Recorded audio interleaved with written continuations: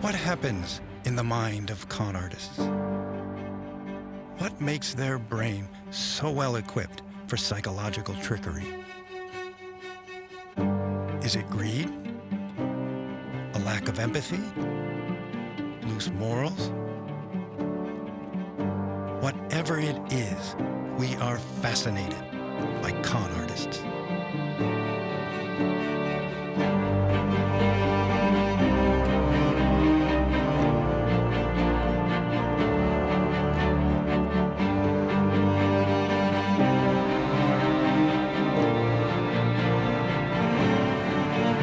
Shaun Greenhalgh from Bolton, England, produced a large number of art forgeries over a period of more than 2 decades. Aided by some members of his family, Shaun successfully sold his forgeries to museums, auction houses, and private buyers.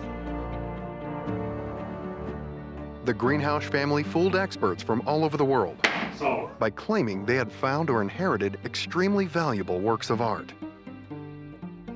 The Greenhalgh family lived a modest life in a Bolton council house. His work has even been admired by some very high-profile art collectors and was even seen by the Queen. According to Scotland Yard, the family produced more than 100 fake artworks. It fears that a lot of their forgeries are still out there, mislabeled as originals. He was eventually caught and sentenced to 4.5 years in prison.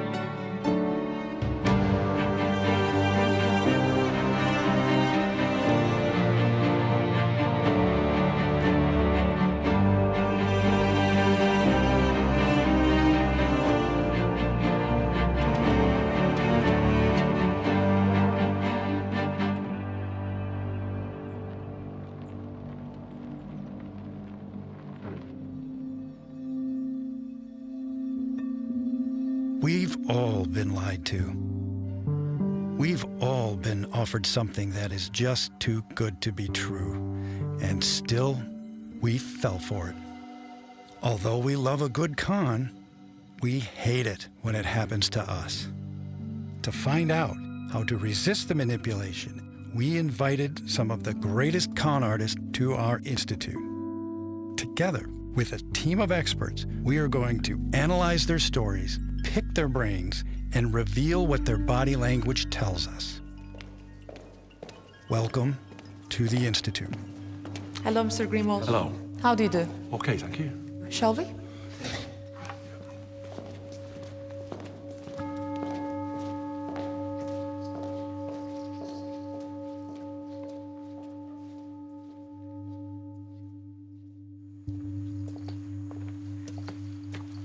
Hello. Hello, hi, Hello. Shaun. Hello. Hello. So, let me introduce myself. I'm Kerry Daines, and I'm a consultant forensic psychologist. Right. And I'm particularly interested in the childhoods and social histories of people who break the law. Okay. My name is Mark Frank. I'm a professor of behavioral science, and so we study people, how they behave and what they do, and in particular, how the things that you do on the outside may sort of reveal what's going on the inside. Right. And try to understand as well just how you process and think and deal with your world as best we can. I'm Mohan Surf. I'm a professor of neuroscience, and I want to understand how the things that are inside affect the things that are outside. So I'm going to look at your brain and try to understand how your thoughts influence your decisions and your responses to things. So how do you feel about all of that? A bit intimidated. Yeah. A bit like a goldfish in a bowl, but... Well, look, the last thing that we want is for you to feel like a lab rat. Yeah. But that said, we are going to ask you to take part in a number of interviews and assessments. Yeah, that's fair enough. Yeah, and we're definitely not here to diagnose you. It really is just a process of trying to understand Yeah, your of course, psychology of course, better. I appreciate that, yeah. Okay, so for now, familiarise yourself with the Institute. Will do. All right, then. Okay. Okay, Right, see you later. soon. You will indeed. Okay. Bye-bye. Bye-bye.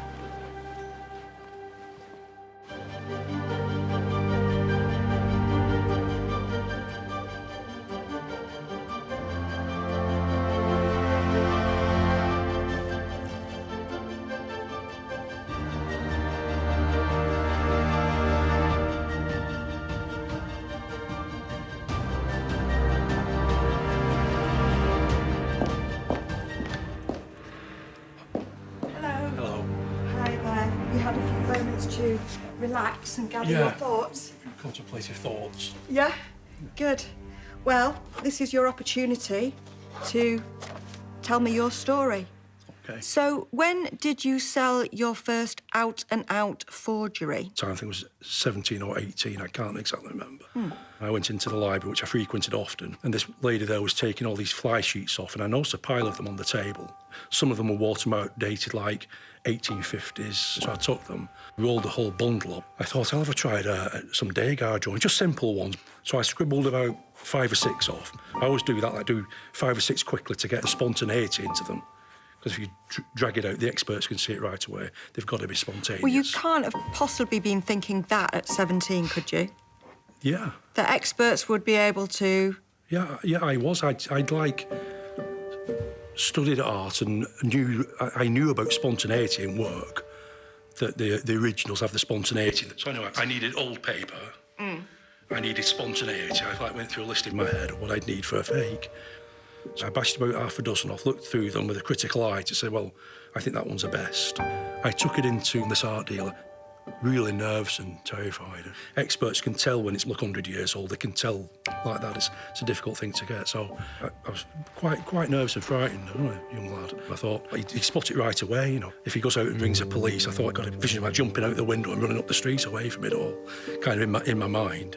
Anyway, he came in and had a look at it. He usually put it up on the easel and stood back and this and that. And then he took it out of its frame and he's like cutting it out with his penknife. He said, this has been in its frame for 1800 years. Anyway, in the end, he gave me a piece of paper for a receipt and then it ended up in a sale in London. I'd sold to a dealer. I thought that's the end of it, but the dealer passes it on to a collector.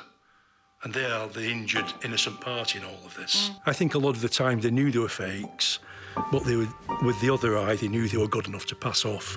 So it seems to me that you felt a little conflict about that. You didn't feel euphoric. I've always felt conflicted over it. Sometimes I think I shouldn't be doing this, and I think, well, they're doing it to others.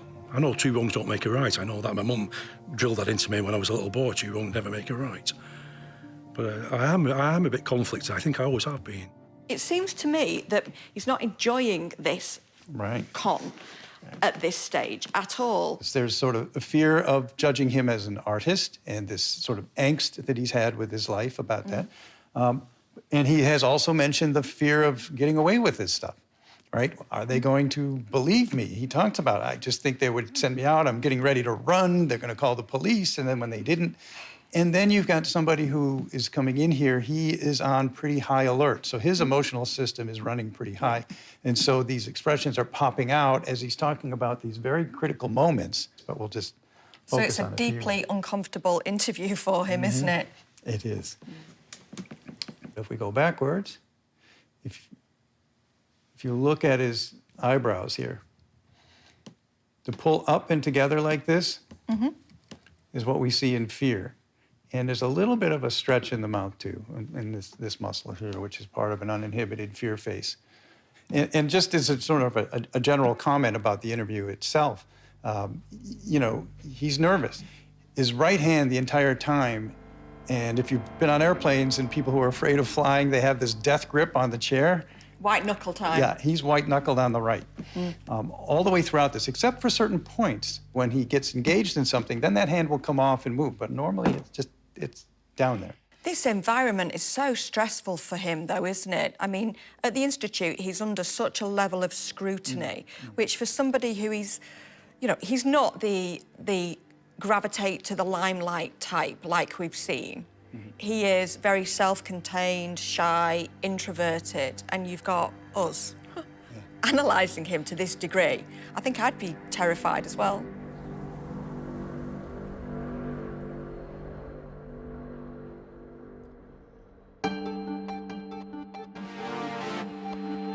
EEG is a tool to measure brain activity. It looks like a swim cap that has electrodes on it that you put on the surface of the head, and it listens to brain cells deep inside. Perfect. Make yourself comfortable. Does it poke too much into your scalp? No, it's fine. We ran an experiment that's known as the choice blindness experiment. And it goes like this. You will see 2 pictures of 2 women. and we ask you, who do you find more attractive? The right one. And now it asks to think in your mind why you chose this particular picture. I thought it had a prettier image.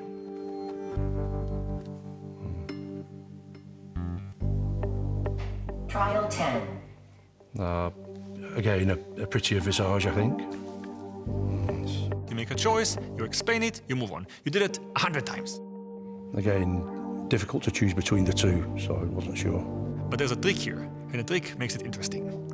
The trick is that every now and then, if he chose the card on the left, I give him the card on the right, the card he didn't pick.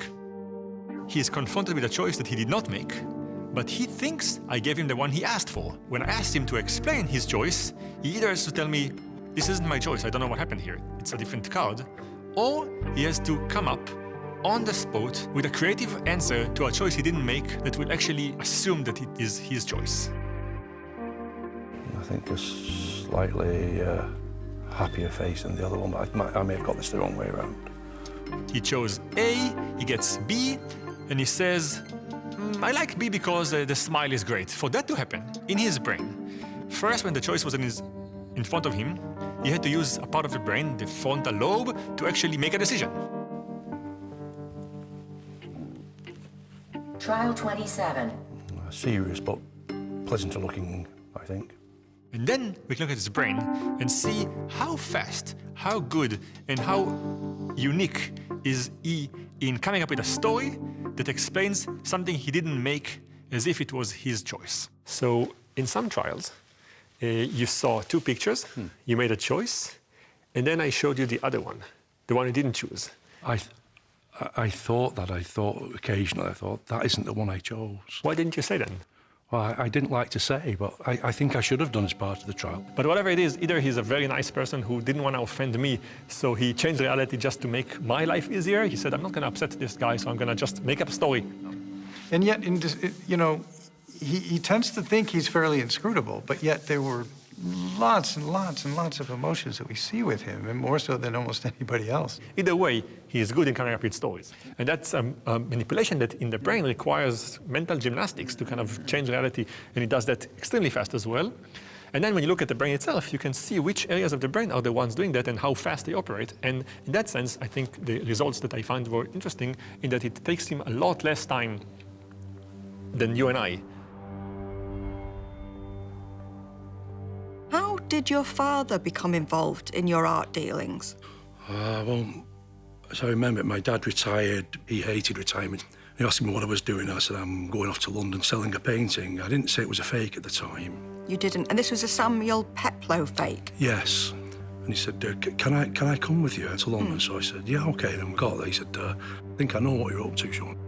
I kind of came clean with him there in the car. We had a talk for about an hour.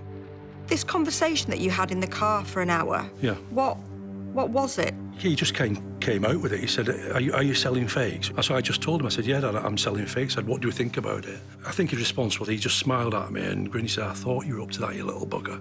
And my dad said, can I take this picture? He seemed to be very convincing. Do you think that he understood the gravity, actually, of what you were doing in terms of the consequences legally? Yeah, I think he did.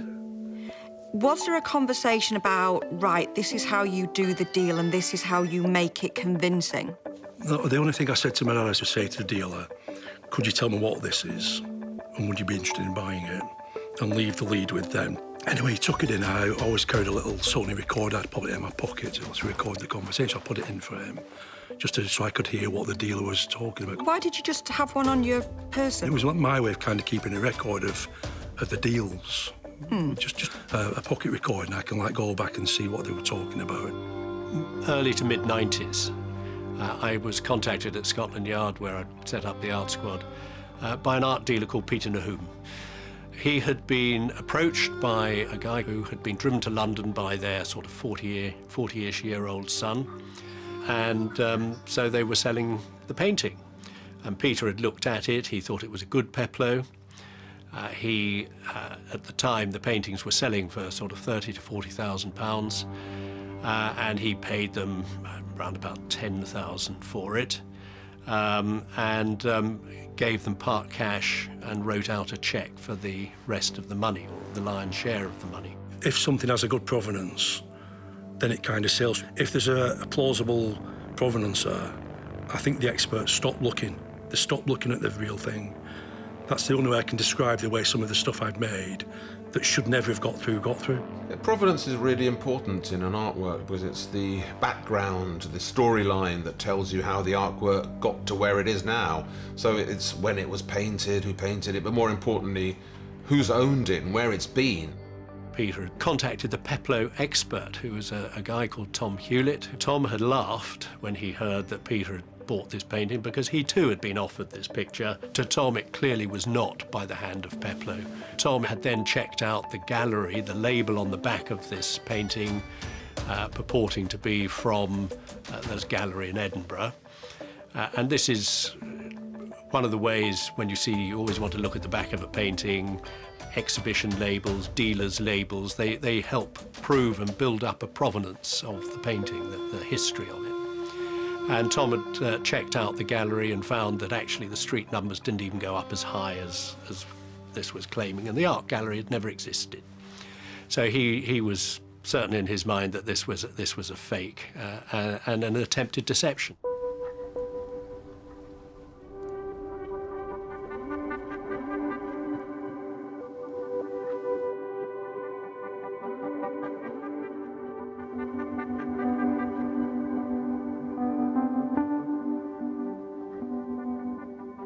Shaun, thanks for being willing to take a few of these assessments for us. Okay. The first test we're going to show you are a series of videos. They're about 1 minute long, and they feature people who are lying or telling the truth about a strongly held opinion. Your job is to watch the 1 minute video when it pops up, and then circle on the form here the word truth if you thought they were telling the truth, and lie if you think they were lying. What is your opinion on this issue? Should cold-blooded murderers be killed? I believe they should be. And why is it? I think I'd base it on eye for eye, tooth for tooth, and I feel that it's justice. What is your opinion? They should be killed. I mean, it should be executed. I personally couldn't partake in that decision. I mean, I wouldn't have an active part saying yes. I feel that cold-blooded murders should be executed. And why do you believe what you do on this issue? Because they do not have the right to take another person's life. Okay, very good. Some of them were hard to, close calls, you know. Yeah. Yep, there's always be an element of that. Now, just to give you a little bit more detail, there's often lots of subtle behaviors that occur when people lie or tell the truth. And some people are really good at perceiving that, others are not. And those who are good at that often do a little better job navigating their worlds or just reading people in general. Yep. So that test is a bit of a proxy for your ability to do that. So we'll assess it and see what's coming up on that.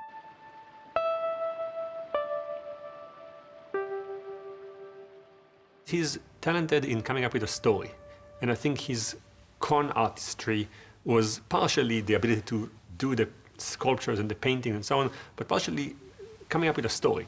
He was fast in coming up with a story in my test. His brain manifested the speed by which he is able to do that and the ease by which he can do that. And I think that it's nice to get the validation of the brain. He's researched, hasn't he, and refined his techniques, developed his techniques, and I think that he's been open, but yet we've still seen a level of minimization in terms of distancing himself from telling lies. He prefers to portray himself as somebody who simply just didn't tell the truth. But, of course, there was more to it than that. A lie of omission is still a lie. But most people don't consider them lies, and he's the same way, just like everybody else. He just, well, I just asked them what it was. I didn't say it was an ancient this, that, or the other thing. And how is it going for you, Mr. Greenhalgh? I've been here a couple of days, and it's quite an eye-opener, actually.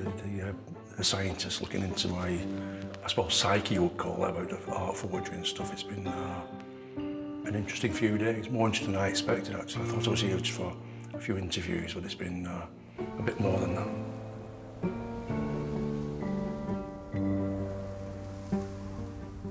Tell me about your childhood. Who was in your family? I had my mum and dad, and I'm like the 5th of 6 surviving children. Were other people in your family artistic? Not particularly. My mum was quite good at baking and needlework and all that kind of stuff. But my dad was really good at art, but he wasn't interested in it. He had a wonderful drawing hand, and I think it was his showing me how to draw and holding my hand and doing these wonderful drawings with my childish hand that kind of fired my enthusiasm. A tiny little boy, my dad picking me up and sitting me on his knee, and he would get a piece of paper and hold my hand around and show me how to hold the pencil as he'd hold it. And then away we'd go, all with his strokes. My hand was just like within his. He'd like draw birds and fish and all kinds of nature things. And I just thought, I can remember like the sensation, like, wow, they just appeared in front of me. Very realistic. I couldn't draw myself anything like that at that age, not until I was probably 8 or 9 years old, but I can remember being really, really impressed with the images. How did they appear from nothing? Okay, and how did it develop? I just like to do my own thing, so I never did art in class at school. I'm sure people must have started to notice that you had this ability. Were you pushed in any particular direction? No, my mum and dad didn't believe in pushing me. My mum always hoped that I would go on to further education, actually. She wasn't really keen on my art. She said she'd prefer me in some kind of academic role, so I think it was a bit of a disappointment to him. What did you want to do? What was your dream? This art obsession came into me. Well, it was there all the time, but it got stronger and stronger every year. And not that I wanted to particularly be an artist, I was just interested in art and the manufacture of art. Not so much the cerebral side of it, more like the manufacturing side of it. I like look at something and say, well, how was that made? You also had some holidays abroad, which really influenced you. Yes. Can you tell us about that? Oh, I went to Rome with my dad. That was a massive eye-opener to me. I went again later, I was about 15. So I'd be about 15 when I was independently walking around Rome and looking at it. I was just blown away by it. Well, it's a beautiful place. It's an amazing place. Where did you go to? Oh, where did I not go? I just didn't have time. There was just so much I wanted to see. And what in particular blew you away?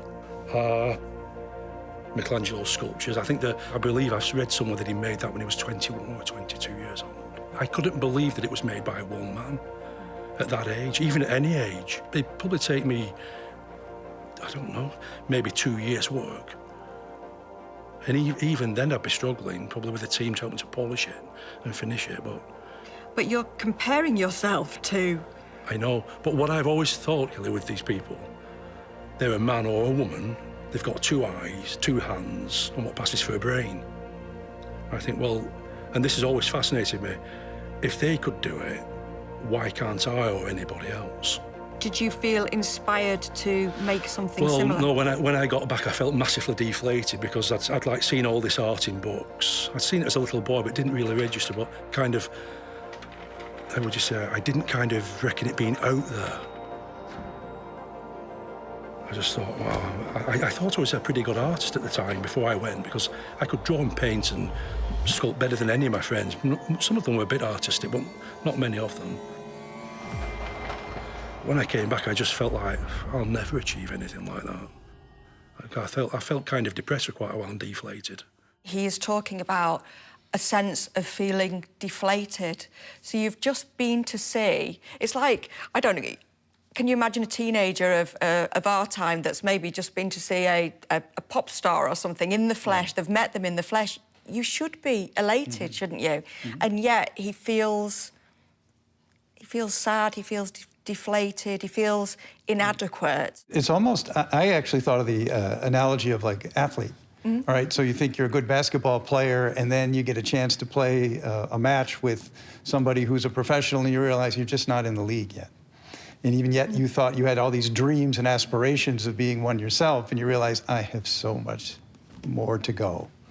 And that's where he is. Yeah, I think that's a better analogy, but it just strikes me how negative his thinking processes are. I think we're learning a bit about his character, and this was at a very young age.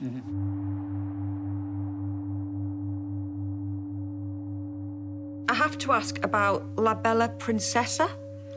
Oh, yeah. La Bella Principessa, have I got that right? Principessa. Principessa? Yeah. Right. You say that is your work. I'm convinced that it is. You're convinced or you know? Surely you must know. Yeah, I do. Right. But there's been so much controversy over it. It's kind of made me not doubt it. I don't doubt it, but I've kind of shied away from it because it's like upset a lot of people. And I'm just trying to be honest. Some experts have said that that is by Leonardo da Vinci. And a lot of experts have said it isn't. And a lot of experts have said that it's a fake, but not necessarily a fake by you. Yeah, they've said that it could be by a German. Well, surely if you created a picture, you must know if that's yours or not. I went to see it in Milan, to see it actually in person because I wanted to be sure. But what absolutely convinces me of it is the backboard. Because I made that backboard and I put those butterfly braces into it. So who is she based on? Well, a girl I worked at the court with. Right, which is a supermarket chain. Yes. Yeah, she worked on the tills. It's her profile. So, do I Don't have been believe like a that she Milanese was... costume of this like late 15th century. So, I believe she was called Sally. Yeah. So, Sally from the Co-op supermarket is La the Bella model. Principessa. Yeah. Right. And, sorry, do you feel this has been I attributed... don't think it would be controversial if it wasn't worth £100 million. I think it was like worth £5,000. I don't think anyone would bat an eyelid. And that's the trouble with art. The money blinds everybody. It's such a obscenely greedy world where things are going, you know, something like the Leonardo da Vinci, Salvador Mundi, you know, $450 million.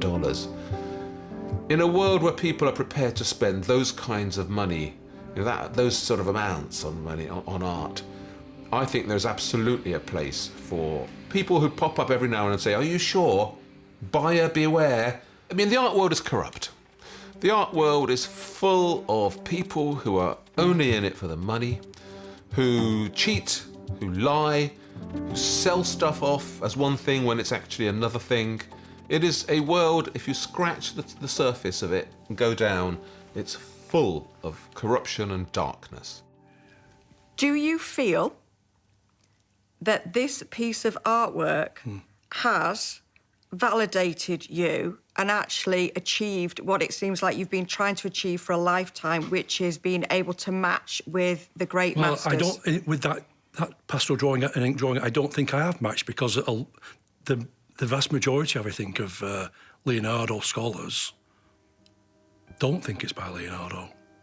So it's not enough to convince one or two or three art experts, you have to convince them all. Yeah.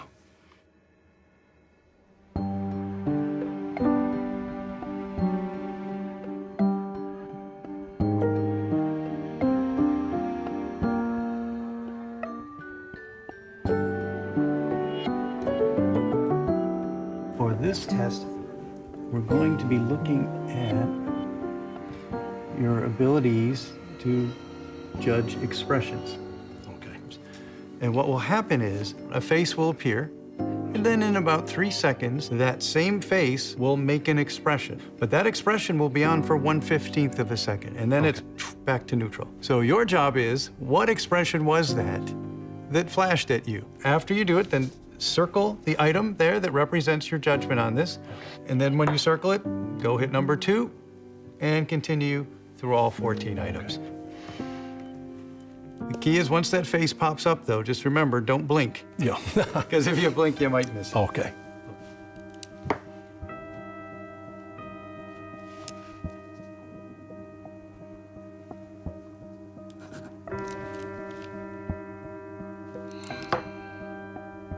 When somebody feels a blast of emotion, it's an involuntary reaction.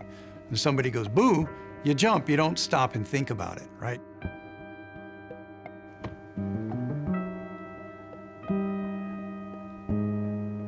It sort of goes on your face in a sort of a pulse. And what happens is the outside part of the brain, the pyramidal motor system, is used to try to shut that down. I don't want to be seen as nervous, shut it down. And the conflict between the two is what causes these emotions to be very brief, because the person is trying to suppress them. But they will still often leak despite your efforts to control them.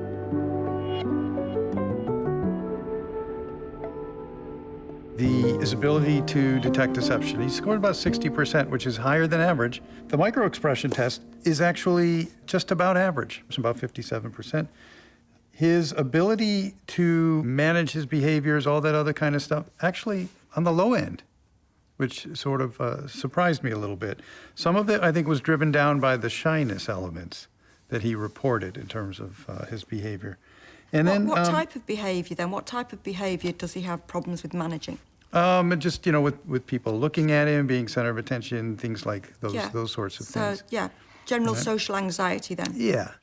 Is anything shaking out on the brain work, Amarna? He's a unique character in that he's a real artist. And I think his craft in terms of conning is unique. He's producing something that people in their minds will think is good, is real, and so on. So he really creates the environment for everyone to con themselves.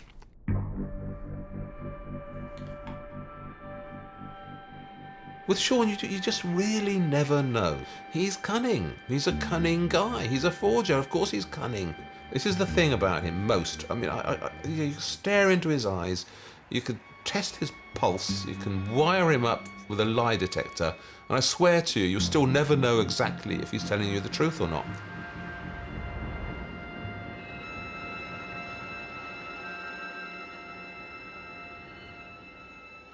So your mother, Olive, and your father, George, did they know where all of this money had suddenly come from? Well, I kind of had to be careful of what I spent. You know, when I was at work at the co-op, I put long hours in, 5.5 days a week, lots of overtime and stuff to kind of camouflage it. OK. And that bit of money that you had from the sale of the fake Degas, you went travelling with a girlfriend, didn't you? I did, yeah. We went to Florence, drunk as a skunk. That's a great memory, actually. That's what I kind of got into liking about my fakes. I could make one, which would probably take me a few weeks, sell it for, compared to my friends, maybe several years' salary. And then I could go travelling. I wanted to see these. I'd seen all these works of art in books. I wanted to see them because I don't think you can appreciate them until you see them in real life. That money gave me the opportunity to do that. And you did this with a girl called Janie? Yes. Can you tell me about Janie? Oh, that's a bit difficult. I met her in the university library, the Ryland Library at Manchester University. I thought, wow, yeah, prettiest thing I'd seen. I was hooked. Yeah, definitely. And did that money that you had, did that enable you to use an old-fashioned term, court her? I've never really been a flash person. When I've travelled, I've always stayed like in relatively basic hotels. I don't really like to stay in anywhere flash. But it gave me the opportunity to ask her to come away on holiday with me in the summer break, which we did. And you went to some beautiful places and had some good memories, as you say. Yeah, absolutely, yeah. What happened to Janie? Well, we went on holiday a few times, and she'd graduated and she was taking a post-degree course. And well, first of all, she started with headaches and that, but she was working very hard and into the night, and she had a couple of jobs, bar jobs and stuff to make ends meet. So, anyway, she went to see the doctor and he put it down to, what shall we say, headaches, overwork and what have you. She started to get these headaches more and more, and one day she had a seizure. And one of my brothers has epileptic seizures, so I knew exactly what it was. And that's what I thought it was. And so anyway, to cut a long story short, she was diagnosed with a brain tumour, I think, February '81, and she was dead by September. Wow. Quite quickly. From no sign of it at all to, yeah. And how old was she? She was 2 years older than me. She was 23 at the time. All right, that's terribly tragic. Yeah. That's very sad. How did that affect you? Well, it just blew me away for a few years. Yeah, she couldn't understand it. Such things do, don't they? Of course. Yeah. Of course. So you were grieving? Yeah. Yeah. Had you ever, during your time with Janie, thought to yourself, hang on a minute, I'm making money here through illegal means? Yes. Tell me about that. I don't really know what to say about it. I did confess to her, and she said that I shouldn't be doing it. She was dead set against it. And I did pack it in for a while. While I was in a relationship with her, I didn't do any fakes. I did art and tried to sell it. I put some stuff in the Octagon Theatre in my own name. It was sold for paltry amounts. So I did some of those, and that didn't bring really big prices. But after she died, I felt bitter, as I'd been robbed. And so I kind of went back into art, like full steam ahead, and fakery, just fakery then. And I kind of really got into it then. I met this like Bolton Antiques deal. He introduced me to a guy in Manchester and then another guy in London called Tom. I won't elaborate, but he had a big gallery in the West End, and he was absolutely corrupt, importing stolen antiquities, fake silver, having hallmarks made and rubbed out. Every scam in the book he was into. And I went along with it because I didn't want to do anything else.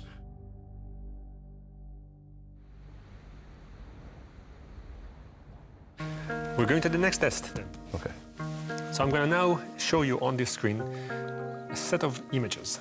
And I'm going to show you the pictures. I'm going to ask you to do is just give me a number that goes from 1 to 10, where 1 is extremely negative, and 10 would be the most positive experience you can imagine. Okay, we're starting. Here's the first one. 1. 3. 7. 8. 10. 5. 1. 8. Sympathy. This one is an injured cat. You gave it an 8. Yeah. This one normally gets a low score. Do you have a sense why you gave it a high score? Well, I felt sorry for it in its terrible state. So, but 8 is a high score, is a positive one. Yeah, well, So did you mean to give it a low score? I meant to give it a high score, like for sympathy-wise. I felt sorry for it. Yeah. Okay. Okay, this helps me. Yeah.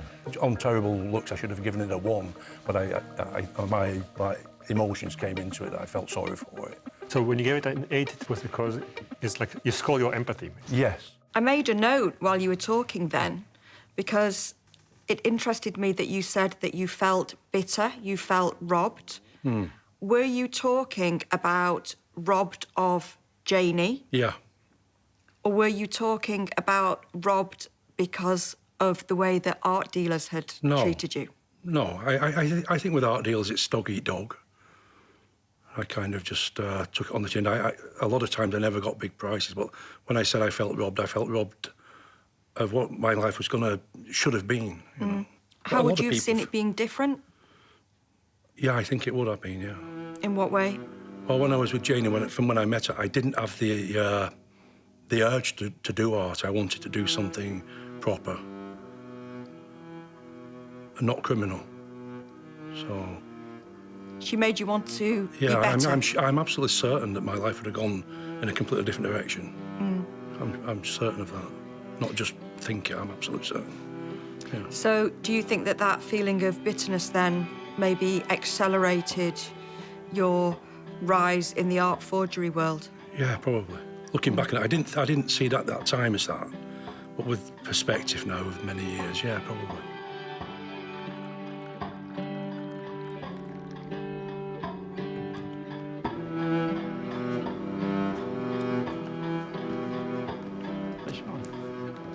Mind if I have a seat? Oh, take a seat.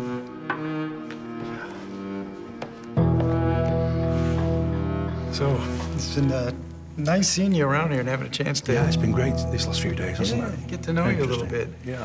And the question I wanted to ask, and so I could hear from you directly, was sort of, just curious, like, how you did it. Sometimes I don't know how I did it myself, really. It's one of the things that led to it was I was looking in books and magazines when I was like into my 20s, when I was looking for do proper fakes rather than just rough copies and small prices, and I would see like location unknown of a work of art. Probably disappeared World War II or even earlier than that. And that would kind of like fire me up, so I thought I'd start to research it, go to the libraries. In the old days, before the internet, I had to go to the libraries and gradually work on it to build a provenance around it and find proof of its existence. And how did you learn that? How did you learn that that was like the essential part? Well, I think it was the people I got on with. Like, from about 18, I met provincial art dealers and then bigger art dealers like Manchester and in London, and I made stuff for those people, and that's what they were actually doing. I was fascinated by the fact that you would leave little clues. Like, you know, the old Batman TV series, you know, the master criminals left little clues. But what motivated you to do that? Well, I think I became like, what's the word? Dissatisfied with the situation of what I was in. I thought these people are being paid as experts and lauding themselves as experts. And so I thought I'd start putting little bits in to see if they would notice them, things that were quite wrong, were subtle in the beginning, and by the end, it ended up with glaring mistakes in them, and they still didn't pick it up. But I think the provenance has kind of blinded them. I'm just sort of curious, too, you know, reading up a little bit about skills and vision in an artist. Yeah, well, I've kind of lacked an original vision. That's why I think that's why I never cracked as an artist. I think the trouble with most artists is that they have an exaggerated sense of their own creativity. It's the opposite of Shaun. There are far too many artists in the world who think they're brilliant and who think they're original and who think that everything they make is really great and that they're forgotten geniuses, and why the hell isn't my stuff on show at the Rijksmuseum or the Tate or National Gallery? There's loads of those people out there. The perverse thing about Shaun is that he actually has got it here in the fingertips. He can make things that no one else can make. And what they can't do, he can. What would you prefer if you did the perfect Leonardo and everyone thought it was Leonardo? Or a great Leonardo, but they said, you know, it was Shaun's? Which would make you happier? I think the great Leonardo that would be put down to me to prove that I could equal him, but I can't. It's just a fantasy. Tell me about the Amarna Princess. My dad had seen something in the paper about some Egyptian antiquity bringing a large amount of money, so it caught my interest. And I looked at these statuettes. I thought, I wonder if I could make an alabaster Amarna Princess, because the bodily features are very exaggerated and very abstract and very beautiful to my eye. Anyway, I carved it in the winter of 99, just before the millennium, a few weeks before. Aged it. I put it in a cupboard at my dad's, in the airing cupboard, in late 2000, and that's where it stayed till, I think, mid-2002, about 18 months. And I went to my dad once. He said, Shaun, he said, you know that alabaster? He said, what I think we should do, he said, I think we should contact the Bolton Museum, because we all knew that they had a great collection. They've got a great Egyptology section. Yeah, I've been there. The great Egyptologist. Yeah. And the lady who came to see it at my mum and dad's, she was a very, very knowledgeable lady, Egyptologist. And as soon as she came in, she said, that's Amarna. Anyway, one thing went to another. She said, can I take it away to have a further examination? She came back 3 months later and said, can we buy it? We'd like to make an offer of $250,000. And a few seconds later, no, let's say $500,000. I think we can raise that. $500,000 is a great incentive to anybody. How much was it sold for in the end? I think $500,000. I think we paid our taxes on it, and I think we got $440,000. Which is a huge, life-changing sum of money. Didn't change my life. And was there celebration in the house? No, not at all. None whatsoever. When the Greenhalgh family were finally arrested by my successors at Scotland Yard, I was not surprised that, you know, this was a family enterprise, and clearly it was a family enterprise. I was somewhat surprised, however, at the lack of splashing the cash. You know, they'd made a lot of money out of this. Now, generally, that is the purpose of creating fakes and forgeries. It's, you know, it's personal gain. And when generally criminals succeed, and they're in the cash, they splash it. You know, they'll spend it. That's the sort of thing that criminals are expected to do. You know, as it was explained to me, Shaun had bought himself a new pair of socks. What did you do with the money? I left it in the bank, and it was there when 2.5 years later, when the police came and knocked it. So, I hadn't spent any of it. what was the point of this? I really don't know, some kind of madness. I can't explain it to myself.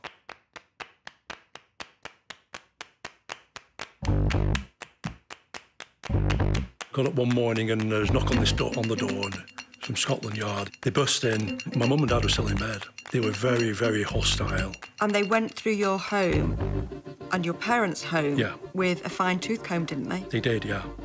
And I'm not having a go at them, but I was just, by the end of the day, I was astonished at the lack of knowledge. They were policemen, but they were the Art and Antique Squad, which I've always kind of held in some kind of esteem.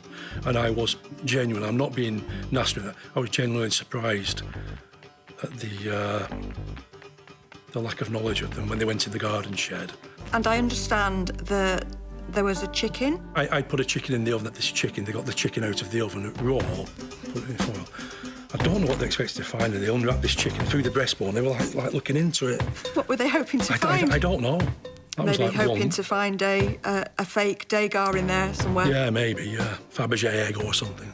And this guy, this wonderfully interesting man, who managed to prove that the British Museum doesn't really know everything it's talking about, that the Chicago Art Institute can be fooled, who took experts on and proved that they weren't as good at being experts as they thought they were. You know, this man gets 4.5 years. There's something not right about that in terms of just the balance of justice. And, you know, in the end, I think it was grossly unfair, and I think he was absolutely made a scapegoat for, you know, it was a sort of show trial to prove that people shouldn't do this. He has really approached this whole process, hasn't he, in the most honest and forthright way that I think we've seen.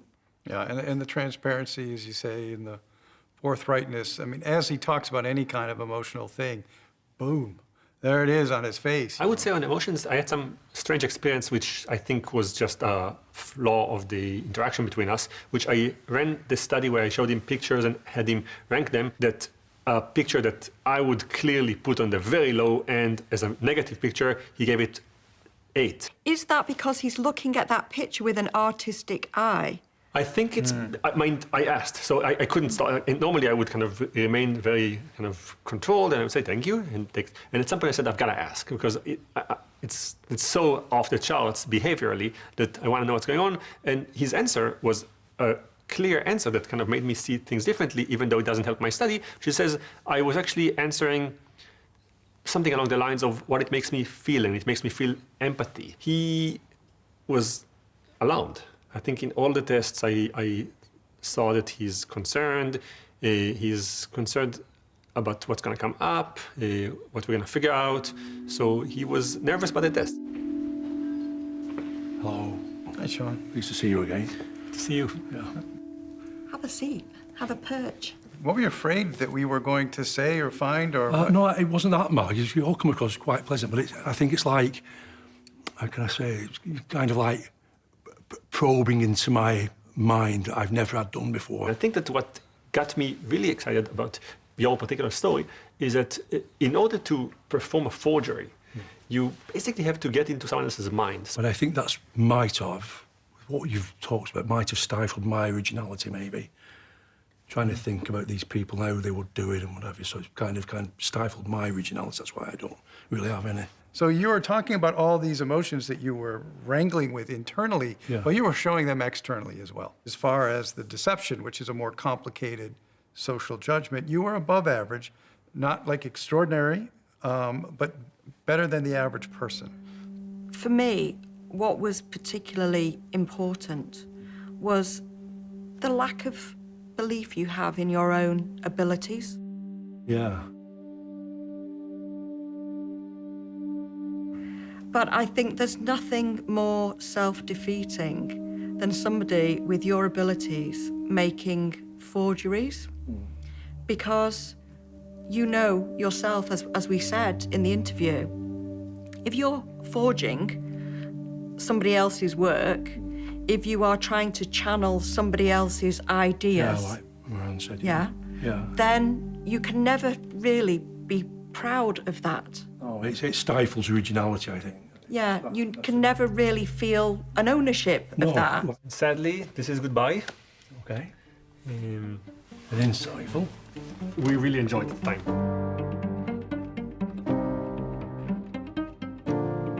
It myself, I thought it was rather intimidating, maybe in a nice way. Yeah. Okay, Mark, it's been great. Pleasure. Yeah. Thank Okay, you for Gary. sharing your story. Right, thank you very much. Yeah, it's been Take care. insightful. Safe journey. Okay, bye-bye. Bye-bye. Thank you.